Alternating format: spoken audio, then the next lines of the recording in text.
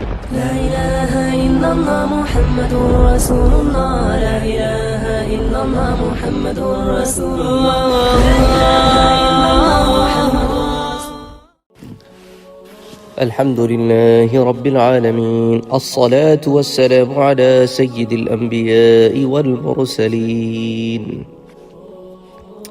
حوروں کے سلسلے میں ہم نے کچھ دروس کر لیے ہیں اور کچھ دروس پر کام ہو رہا ہے۔ پچھلے درس میں نے آپ سے کہا تھا کہ حور عینہ کے بارے میں بات ہوگی۔ حور عینہ ایک حور کا نام ہے، اور اس ضمن میں حضرت ابو ہریرہ رضی اللہ تعالی عنہ کی ایک روایت وہ میں نے آپ کے سامنے پیش کی تھی اور وہیں پر اختتام ہوا تھا، اور وہ روایت التذکرہ میں آتی ہے۔ اچھا، ساتھ ہی ساتھ میں یہ بھی بتاتا چلوں کہ ہمارے ہاں بہت سارے لوگ کیا کہتے ہیں، وہ پوچھتے ہیں کہ بھئی یہ ایک تو آپ حور عینہ کے بارے میں بتائیں اور ایک حور لائبہ کے بارے میں بتائیں۔ تو میں ایک تصحیح کرنا چاہتا ہوں، ایک کریکشن کرنا چاہتا ہوں کہ ہوتا کیا ہے کہ جب اردو سے عربی میں ٹرانسلیٹ ہو چیزیں یا عربی سے اردو میں ٹرانسلیٹ ہو چیزیں تو الفاظ کا فرق پڑ جاتا ہے، اور اردو میں تو خاص کر یہ مسئلہ ہوتا ہے کہ اب اردو میں بعض چیزیں لکھی اور طریقے سے جاتی ہیں اور کہیں اور طریقے سے جاتی ہیں۔ تو ہوتا کیا ہے کہ جب آپ وہ ایک بات اس طرح کہتے ہیں کہ عام فہم بات ہو اور ہمیں وہ بات عربی زبان میں ڈھونڈنی ہو تو پھر فرق آ جاتا ہے۔ تو اب مثال کے طور پہ اب آپ اردو میں ایک نام کہتے ہیں احمد۔ اب احمد کو اگر جس طرح کہا جائے اسی طرح لکھا جائے تو ہوگا الف دو چشمی ہے میم دال، ٹھیک ہے، احمد۔ اور اصل میں احمد کیسے لکھا جاتا ہے؟ الف ہے میم دال۔ وہ احمد نہیں ہے، وہ احمد بھی نہیں ہے، وہ ہے احمد۔ اسی طرح نام محمد نہیں ہے، نام ہے محمد۔ اچھا، اسی طرح مسئلے ہو جاتے ہیں اگر نام میں عین آئے، ہم کہتے ہیں امبر۔ اب امبر کو اگر دیکھیں تو الف نون بے رے ہوگا، اصل میں کیا ہے؟ عنبر ہے، عین نون با را، عنبر۔ تو اسی طرح وہ حور کا نام جو ہے نا لائبہ چل نکلا، لائبہ۔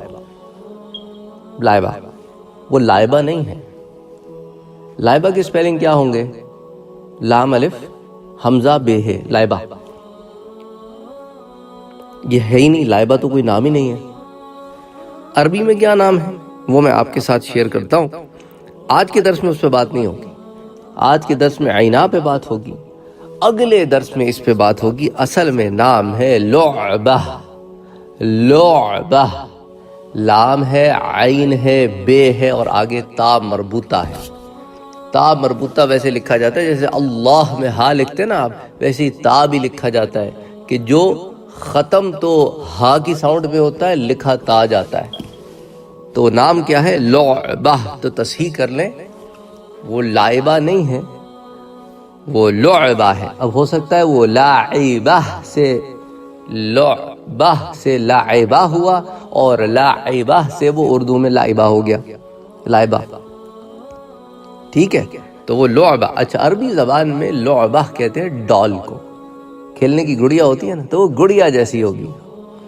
تو بہرحال اس پہ پھر بات کریں گے۔ میں نے کہا کہ اب یہ چونکہ بات چل نکلی ہے، بہت سارے لوگ جب عینہ کی ہم بات کرتے ہیں تو وہ فوراً کہتے ہیں جی لائبہ پہ آپ نے، وہ لائبہ پہ نہیں ہے، لعبہ پہ پھر بات کریں گے انشاءاللہ اگلے درس میں۔ اچھا جی، تو حضرت ابو ہریرہ فرماتے ہیں رضی اللہ تعالی عنہ کہ جنت میں ایک حور ہے جس کا نام کیا ہے؟ عینہ۔ عین یہ نون الف حمزہ، عینہ۔ تو عینہ ہے، جب وہ چلتی ہے تو اس کے ارد گرد 70,000 خدمت کرنے والی لڑکیاں چلتی ہیں، اس کے دائیں طرف بھی اور بائیں طرف بھی اتنے ہی خدمت گار لڑکیاں ہوتی ہیں، ادھر دائیں بھی اور ادھر بائیں بھی۔ یہ حور کہتی ہے کہاں ہیں امر بالمعروف کرنے والے اور نہی عن المنکر کرنے والے؟ یعنی کہاں ہیں وہ لوگ جو نیکیوں کا حکم دیتے تھے اور برائیوں سے روکتے تھے؟ میں انعام ہوں ان کے لیے، سبحان اللہ۔ تو ان لوگوں کے لیے اللہ تعالیٰ نے اسے انعام بنایا ہے جو نیکیوں کا حکم دیتے تھے اور برائیوں سے روکتے تھے، اور ان کے لیے سب سے پہلے انسان کو خود اپنے آپ کو نیکیوں کی طرف رائج اور برائیوں سے روکنا چاہیے، اپنے نفس سے سٹارٹ کرنا چاہیے۔ ہمارے ہاں یہ بھی ایک بڑا مسئلہ ہوتا ہے کہ ہم خود تو اس پہ عمل پیرا ہوتے نہیں، دوسروں کو بڑی بڑی تقریریں کرتے ہیں۔ تو میں نے اپنی زندگی میں ایک اصول بنایا، جب تبلیغ کا کام کیا، تبلیغ سے مراد کسی جماعت میں نکلنا نہیں ہے، یہ بھی بڑا مسئلہ ہے، بھئی آپ تبلیغی جماعت میں نہیں ہوں۔ تبلیغ سے مراد کہ جب لوگوں کو اچھائی کی طرف بلانا شروع کیا، تو میں کسی اچھائی کی طرف لوگوں کو اس وقت تک نہیں بلاتا، یہ اصول بنایا ہے جب تک اس پر خود عمل نہ کروں۔ جب خود کا عمل پکا ہو جائے پھر بلاؤں۔ اس طرح بہت سارے لوگ بہت ساری باتیں مجھ سے کہتے ہیں، میں ان کو بیان نہیں کرتا، کیونکہ جب تک میں خود عمل نہ کروں میں کیسے بیان کروں؟ یہ تو ناانصافی ہوگی کہ ایک آدمی خود تو عمل نہ کرتا لیکن لوگوں سے کہتا پھرتا ہے کہ کرو، اس میں مزہ نہیں آتا۔ اچھا ایسا بھی ضروری نہیں ہے کہ بھئی بہت سارے اچھے عمل ہوتے ہیں، انسان دوسروں سے کہتا ہے کرو، اچھی بات ہے، وہ خود کر نہیں پاتا کیونکہ اس کی مصروفیات ایسی ہوتی ہیں۔ ایک بندہ 14 گھنٹے کام کرتا ہے، اب وہ 14 گھنٹے کام کرتا ہے، وہ اتنے نوافل نہیں پڑھ سکتا، لیکن اس کا یہ مطلب ہرگز نہیں ہوتا کہ وہ لوگوں سے بھی نہ کہے کہ بھئی نوافل پڑھا کرو، اچھی بات ہے۔ ایک آدمی کے آفس آورز ایسے ہوتے ہیں کہ بھئی وہ روز صلاۃ چاشت جو ہے اور صلاۃ ضحیٰ جو ہے وہ، اور یہ جو آپ کا اشراق نہیں پڑھ سکتا۔ اشراق کے وقت میں تو وہ گاڑی میں ہوتا ہے اور چاشت کے وقت میں وہ کام میں ہوتا ہے، وہ فرائض ادا کرتا ہے۔ لیکن دوسری جو باتیں ہوتی ہیں جن کا تعلق امر بالمعروف اور نہی عن المنکر سے ہوتا ہے، میں کیسے کہوں آپ کو کہ آپ جو ہے وہ غلط بات نہ کریں جبکہ میں خود غلط بات کروں؟ میں آپ سے کیسے کہوں کہ آپ گالیاں نہ دیں جبکہ میں خود گالیاں بکتا ہوں معاذ اللہ؟ تو ایسے تو نہیں ہو سکتا۔ ہم نے دیکھا ہے بعض لوگوں میں تو کہتے ہیں تقریروں میں کہ بھئی دیکھو گالیاں نہ بکا کرو، لیکن ان کی اپنی خود کی زبان اتنی گندی ہے کہ جب وہ عام محفلوں کے علاوہ بیٹھتے ہیں تو ان کی زبان سے اچھی باتیں نہیں سنی ہم نے۔ تو اب اس طرح کا معاملہ نہیں ہونا چاہیے۔ اسی لیے جو ہے امر بالمعروف اور نہی عن المنکر سے پہلے انسان یہ دیکھے کہ میں کہاں کھڑا ہوں، اور پھر اس کا نفاذ دوسروں پر بھی کرنا شروع کرے۔ اچھا، شیخ عبد الواحد بن زید رحمۃ اللہ علیہ فرماتے ہیں کہ ایک مرتبہ ہم نے جہاد کی تیاری کی، میں نے اپنے ساتھ والے رفیقوں سے کہا کہ بھئی جہاد کے فضائل میں سے ہر ایک شخص 2 آیتیں پڑھنے کے لیے تیار ہو جائے۔ تو ایک شخص نے آیت پڑھی، بہت خوبصورت آیت ہے، مجھے تو اس آیت سے عشق ہے، یوں سمجھ لیں۔ اس میں اس کے جو پہلا ٹکڑا ہے نا، پہلا ٹکڑا اللہ اکبر اللہ اکبر، یہی اگر انسان سمجھ لینا تو اس کی زندگی بدل جائے۔ اللہ تعالیٰ فرماتے ہیں ان اللہ اشترى من المؤمنین انفسهم، اللہ سبحانہ و تعالیٰ نے خرید لیا ہے مومنین سے ان کی جانوں کو۔ اللہ اکبر اللہ اکبر، یعنی ایسا بھی کبھی بیوپار دیکھا ہے آپ نے؟ کاروبار دیکھا ہے؟ خود بنایا ہے خود بنایا ہے میرے رب نے، خالق بھی ہے، مالک بھی ہے، تخلیق بھی اسی کی ہے، سارا کچھ اسی کا ہے، رب بھی ہے، الہ بھی ہے، سب کچھ خود ہے، پھر خود ہی خرید بھی لیتا ہے۔ اللہ اکبر، یہ تو رحم کی انتہا ہے میرا بھائی، رحم کی انتہا ہے۔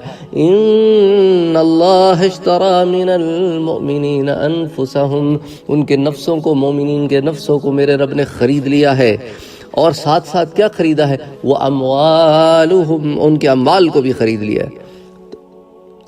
ٹھیک ہے، پھر کیوں خرید لیا؟ اس کے بدلے دے گا کیا؟ تو اس کے بدلے کیا دے گا؟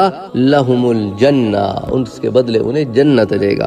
ان اللہ اشترى من المؤمنین انفسهم واموالهم بان لهم الجنة، تو ان کے لیے پھر اللہ نے جنت تیار کی ہے۔ تو یہ آیت جب پڑھی گئی نا، یہ آیت سن کر ایک لڑکا جو 14-15 سال کی عمر کا تھا اور اس کا باپ بہت سا سامان چھوڑ کر مر گیا تھا، وہ کھڑا ہو گیا اور کہنے لگا اے عبد الواحد، کیا اللہ تعالیٰ نے مسلمانوں کی جان و مال جنت کے بدلے خرید لیے؟ تو شیخ نے فرمایا بے شک اس نے خرید لیا۔ تو اس نے کہا تو میں گواہ کرتا ہوں تمہیں کہ میں نے اپنا جان و مال جنت کے بدلے میں بیچ دیا۔ تو انہوں نے کہا میں نے کہا خوب سوچ لو، سمجھ لو، تلوار کی دھار بہت تیز ہوتی ہے اور تم بچے ہو، مجھے خوف ہے کہ شاید تم سے صبر نہ ہو سکے اور عاجز ہو جاؤ۔ اس نے جواب دیا کہ اے شیخ، اللہ تعالیٰ سے معاملہ کروں اور پھر عاجز ہو جاؤں، اس کے کیا معنی؟ میں خدا کو گواہ کر کے کہتا ہوں کہ میں نے اپنا سب مال اور جان فروخت کر دی۔ تو شیخ نے کہا میں اتنی بات کہہ کر بہت پشیمان ہوا اور نادم ہوا، اور اپنے جی میں کہہ کے بھئی دیکھ اس بچے کی کیسی عقل ہے، ہم تو اتنے بڑے ہیں اور اتنا علم ہے اور کیا دانا بچہ ہے۔ مختصر یہ کہ اس لڑکے نے اپنے گھوڑے اور ہتھیار اور کچھ ضروری خرچ کے سوا سارا مال صدقہ کر دیا۔ جب چلنے کا دن ہوا تو وہ سب سے پہلے آیا اور کہا کہ اے شیخ السلام علیکم۔ شیخ کہتے ہیں کہ میں نے اس کے سلام کا جواب دے کر کہا بھئی خوش رہو، تمہاری جو تجارت تھی وہ نفع مند۔ پھر ہم چل پڑے۔ اس لڑکے کی حالت تھی کہ راستے میں دن کو روزے رکھتا اور رات کو نماز میں کھڑا ہو جاتا اور ہماری اور ہمارے جانوروں کی خدمت کرتا۔ جب ہم سوتے تو ہمارے جانوروں کی حفاظت کرتا۔ جب ہم روم کے شہر کے قریب پہنچے تو ہم نے دیکھا کہ وہ جوان چلا چلا کر کہہ رہا ہے کہ اے عینا مرضیہ تو کہاں ہے؟ اللہ اکبر، عینا مرضیہ تو کہاں ہے؟ میرے رفیقوں نے کہا کہ شاید پاگل ہو گیا ہے۔ میں نے اسے بلا کر پوچھا کہ بھائی تو کسے پکار رہا ہے اور یہ عینا مرضیہ کون ہے؟ تو اس نے ساری کیفیت کچھ اس طرح بیان کی کہ میں غنود کی کسی حالت میں تھا کہ میرے پاس ایک شخص آیا اور کہا کہ عینا مرضیہ کے پاس چلو۔ میں اس کے ساتھ ہو لیا۔ وہ مجھے باغ میں لے گیا۔ کیا دیکھتا ہوں کہ نہر جاری ہے، پانی نہایت صاف و شفاف ہے، نہر کے کنارے نہایت حسین لڑکیاں ہیں کہ نہایت گراں بہا زیور اور لباس سے آراستہ و پیراستہ ہے۔ جب انہوں نے مجھے دیکھا تو خوش ہوئی اور آپس میں کہنے لگیں کہ عینا مرضیہ کا خاوند ہے۔ میں نے انہیں سلام کر کے پوچھا کہ تم میں عینا مرضیہ کون ہے؟ تو انہوں نے کہا ہم تو اس کی لونڈیاں اور باندیاں ہیں، وہ تو آگے ہے۔ میں آگے گیا تو ایک نہایت ہی عمدہ باغ میں لذیذ اور ذائقے دار دودھ کی نہر بہتے دیکھیں اور اس کے کناروں پر پہلی عورتوں سے زیادہ حسین عورتیں دیکھیں۔ انہیں دیکھ کر میں تو بس مفتون ہو گیا۔ وہ مجھے دیکھ کر بہت خوش ہوئی اور کہا کہ یہ عینا مرضیہ کا خاوند ہے۔ میں نے پوچھا وہ کہاں ہے؟ انہوں نے کہا وہ آگے ہے، ہم تو اس کی خدمت کرنے والیاں ہیں، تم آگے جاؤ۔ میں آگے گیا تو کیا دیکھا کہ ایک نہر خالص مزیدار شراب کی جاری ہے اور اس کے کنارے ایسی حسین و جمیل عورتیں بیٹھی ہیں کہ انہوں نے پہلے سب عورتوں کو بھلا دیا۔ میں نے ان سے بھی سلام کر کے پوچھا کہ عینا مرضیہ، تو عینا مرضیہ کہاں ہے؟ کیا تم میں ہے؟ تو انہوں نے کہا کہ نہیں، ہم تو اس کی کنیزیں ہیں، تم آگے بڑھو۔ تو آگے گیا تو ایک اور نہر دیکھی کہ خالص شہد کی بہتی، اس کے کنارے کی عورتوں نے پچھلی تمام عورتوں کو بھلا دیا۔ میں نے ان سے بھی سلام کر کے پوچھا کہ عینا مرضیہ تم میں سے ہے؟ انہوں نے کہا کہ اللہ کے ولی ہم تو اس کی لونڈیاں ہیں، تم آگے جاؤ۔ کہتے ہیں میں آگے چلا تو کیا دیکھتا ہوں کہ ایک سفید موتیوں کا خیمہ ہے اور اس کے دروازے پر ایک حسین لڑکی کھڑی ہے اور وہ ایسے عمدہ زیور اور لباس سے آراستہ ہے کہ میں نے آج تک نہیں دیکھا۔ جب اس نے مجھے دیکھا تو خوش ہوئی اور خیمے میں پکار کر کہا کہ اے عینا مرضیہ تیرا خاوند آ گیا ہے۔ میں خیمے کے اندر گیا تو دیکھا کہ ایک جڑاؤ سونے کا تخت بچھا ہوا ہے، اس پر عینا مرضیہ جلوہ افروز ہے۔ میں اسے دیکھتے ہی فریفتہ ہو گیا۔ اس نے دیکھتے ہی کہا کہ مرحبا مرحبا اے ولی اللہ، اب تمہارے یہاں آنے کا وقت قریب آ گیا ہے۔ میں دوڑا اور چاہا کہ اسے گلے سے لگا لوں۔ اس نے کہا ٹھہرو، ابھی وہ وقت نہیں آیا اور ابھی تمہاری روح میں دنیاوی حیات باقی ہے۔ آج رات تم یہیں روزہ افطار کرو گے۔ میں یہ خواب دیکھ کر جاگ اٹھا اور اب میری یہ حالت ہے کہ صبر نہیں ہوتا۔ شیخ عبد الواحد فرماتے ہیں کہ ابھی یہ باتیں ختم نہ ہوئی تھیں کہ دشمن کا ایک گروہ آیا اور اس لڑکے نے سبقت کر کے ان پر حملہ کیا اور 9 کافروں کو مار کر شہید ہوا۔ تو میں اس کے پاس آیا اور دیکھا کہ خون میں لت پت ہے اور کھل کھلا کر خوب ہنس رہا ہے۔ تھوڑی دیر نہ گزری تھی کہ اس کی روح قفس عنصری سے پرواز کر گئی۔ اس تمام تفصیل کو، اس واقعے کو، عینا مرضیہ کے واقعے کو روضۃ الریاحین میں جمع کیا گیا ہے۔ علاوہ ازیں حضرت انس بن مالک کے صاحبزادے فرمانے لگے کہ ہم ایک غزوے میں گئے ہوئے تھے۔ ہمارا ایک ساتھی تھا، ایک دن وہ جوش میں آ کر کہنے لگا وَأَهْلًا یعنی کیا ہی اچھی شادی ہے، کیا ہی اچھی شادی ہے۔ ہم اس کی طرف اترے کہ اس کو کیا ہو گیا ہے۔ ہم نے اس سے پوچھا بھائی کیا بات ہے؟ وہ کہنے لگا میں نے اپنے دل میں یہ سوچ رکھا تھا کہ کبھی دنیا میں شادی نہیں کروں گا، اگر میں اللہ تعالیٰ کے راستے میں شہید ہو جاؤں تو اللہ میری شادی حور العین سے کر دے۔ لیکن جب شہادت میں تاخیر ہو گئی تو میرے دل میں وسوسہ پیدا ہوا کہ اگر میں گھر کو واپس لوٹ جاؤں تو شادی کر لوں گا۔ اسی خیال میں تھا کہ میں نے خواب میں دیکھا کہ ایک منادی کہتا ہے کہ تو ہی ہے جس نے کہا تھا اگر میں واپس جاؤں تو شادی کروں گا، اٹھ جا، اللہ نے تیری شادی حور عینا کے ساتھ کر دی ہے۔ وہ شخص مجھے ایک سبز گنجان باغ کی طرف لے کر چلا گیا تو اس باغ میں 10 خوبصورت لڑکیاں تھیں، ان میں سے ہر ایک کے ہاتھ میں کچھ عجیب قسم کے صنعت کاریگری تھی جس میں وہ لڑکیاں مشغول تھیں۔ میں نے ان سے پوچھا کہ بھئی کیا تمہارے اندر آئینہ موجود ہے؟ انہوں نے کہا نہیں ہم تو اس کی خدمتگار ہیں۔ تو وہ آگے ہے، میں آگے بڑھا، یہاں تک کہ زیادہ گنجان باغ میں پہنچا جو پہلے سے بھی زیادہ خوبصورت تھا۔ اس میں 20 خوبصورت لڑکیاں تھیں، وہ لڑکیاں اتنی خوبصورت تھیں کہ پہلی والی 10 لڑکیاں ان کے مقابلے میں کچھ نہ تھیں۔ ان میں سے ہر ایک کے ہاتھ میں صنعت تھی جس میں وہ مشغول تھی، کچھ بنا رہی تھیں اپنے ہاتھ سے۔ میں نے ان سے بھی پوچھا کہ بھئی تمہارے اندر ہے آئینہ؟ تو وہ کہنے لگی بھئی ہم بھی اس کی خدمتگار ہیں، وہ تو آگے۔ میں آگے بڑھا تو وہ پہلے اور دوسرے سے بھی زیادہ خوبصورت ایک باغ تھا جس میں 40 لڑکیاں اور زیادہ تھیں، وہ اپنے کھیل میں مشغول ہیں، اتنی حسین ہیں کہ پہلی جتنی لڑکیاں دیکھی تھی سب بھلا دوں۔ تو میں نے ان سے پوچھا کہ بھئی آئینہ تم میں ہے؟ تو وہ بول پڑی کہ نہیں ہم تو اس کی خدمت گزار ہیں، وہ تو آگے ہے۔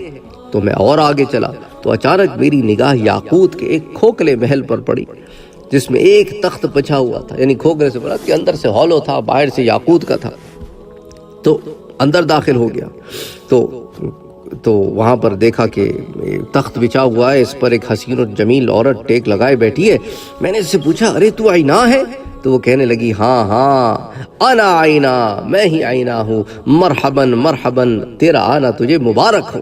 میں آگے بڑھا اور اس سے مصافحہ کرنے لگا تو وہ کہنے لگی ٹھہر جا، اب تک تو حیات کے عالم میں ہے، جب تجھ سے روح نکلے گی تو پھر میری تیری ملاقات ہوگی، آج رات کو ہم ملیں گے۔